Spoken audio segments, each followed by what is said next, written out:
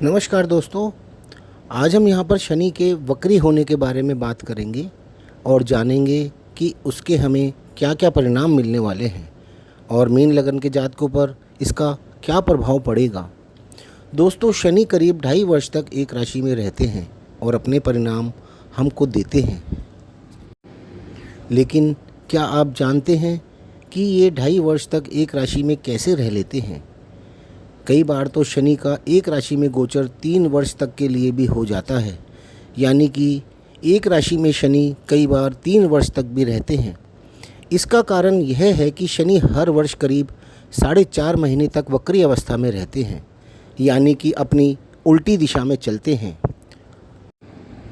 शनि साल में करीब 7.5 महीने ही ढंग से सीधा गोचर कर पाते हैं, क्योंकि 4.5 महीने तक तो शनि उल्टा ही चलते हैं और बाकी के 4.5 महीना सीधा चल के उस समय को कवर करते हैं। और यह वक्री गोचर हर वर्ष होता है और इस वक्री अवस्था में शनि के प्रभावों में भी फर्क आ जाता है।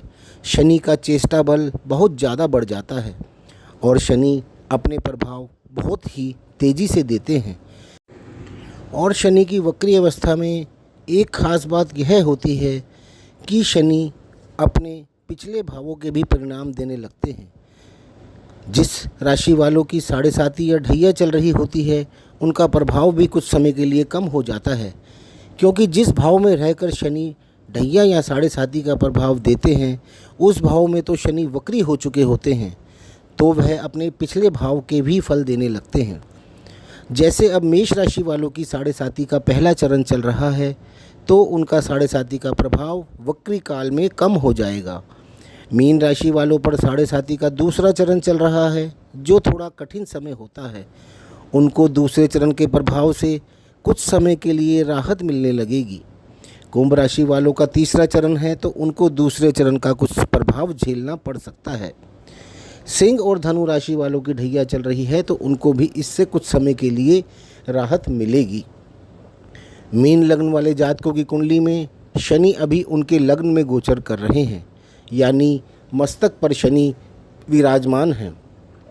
और जिनकी मीन राशि है, यानी जिनका चंद्रमा मीन राशि में है, शनि उनकी राशि में ही विराजमान हैं, यानी उनकी 7.5 की दूसरी ढैया चल रही है, यानी कि उनकी 7.5 अपनी चरम सीमा पर है। लेकिन एक ख़ास बात यह है कि शनि पर उच्च के गुरु की दृष्टि आ रही है, यानी मीन राशि पर और मीन लगन पर उच्च के गुरु की दृष्टि आ रही है, जिससे पापी ग्रहों के सभी नेगेटिव प्रभाव अपने आप ही कम हो जाते हैं और आपके लग्न पर शनि व गुरु दोनों ग्रहों का प्रभाव होने के कारण दोहरा गोचर भी लगा हुआ है, जिसका परिणाम यह होता है कि आपको उस भाव के फल निश्चित रूप से प्राप्त होंगे। अर्थात इस समय आपको 1 वर्ष तक लगन के प्रभाव निश्चित रूप से प्राप्त होते रहेंगे। लगन यानी कि आप स्वयं हैं, आपका चेहरा, आपका शरीर, आपका व्यक्तित्व, सब कुछ आपका लग्न ही निर्धारित करता है। अब 27 जुलाई 2026 से शनि वक्री होने जा रहे हैं और यह 11 दिसंबर 2026 तक, यानी करीब 138 दिन तक वक्री रहेंगे।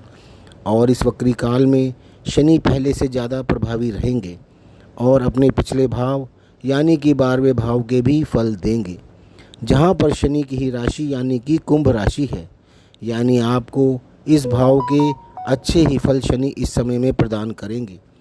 12वां भाव एकांत का भाव है, विदेश का भाव है, खर्चों का भाव है, एनजीओ का भाव है, हॉस्पिटल तथा मोक्ष का भी यही भाव होता है। शनि के इस वक्री काल में आप किसी एनजीओ के साथ जुड़कर कार्य कर सकते हैं या आप कोई एनजीओ भी खोल सकते हैं और सामाजिक कार्यों में तत्पर रह सकते हैं। आप अपनी किसी बीमारी से भी छुटकारा पा सकते हैं, जिससे आप काफ़ी लंबे समय से परेशान चल रहे थे। आप धार्मिक कार्यों में लीन रहकर मोक्ष मार्ग की ओर भी अग्रसर हो सकते हैं। परिवार से दूर रहकर धार्मिक कार्यों में अपना योगदान दे सकते हैं। अपने किसी गुरु की सेवा में आपका ज़्यादा समय व्यतीत हो सकता है। यह एकांत का भाव भी होता है, यानी आपको धार्मिक कार्यों के कारण या पढ़ाई के कारण या जॉब के लिए अपने परिवार से दूर जाकर रहना पड़ सकता है। आपका शुभ कार्यों पर खर्चा भी हो सकता है, चाहे वह विवाह हो या पढ़ाई के लिए, संतान पर खर्च हो या कोई प्रॉपर्टी खरीदना हो, इसमें कुछ भी हो सकता है। यानी शनि आपको इस वक्री काल में लग्न के अलावा 12वें भाव के भी फल देते रहेंगे। कुल मिलाकर मीन लगन वाले जातकों के लिए यह समय बहुत ही शुभ जाने वाला है। तो दोस्तों, आपको यदि यह वीडियो पसंद आया हो तो प्लीज़ इसे लाइक ज़रूर कर लें। धन्यवाद।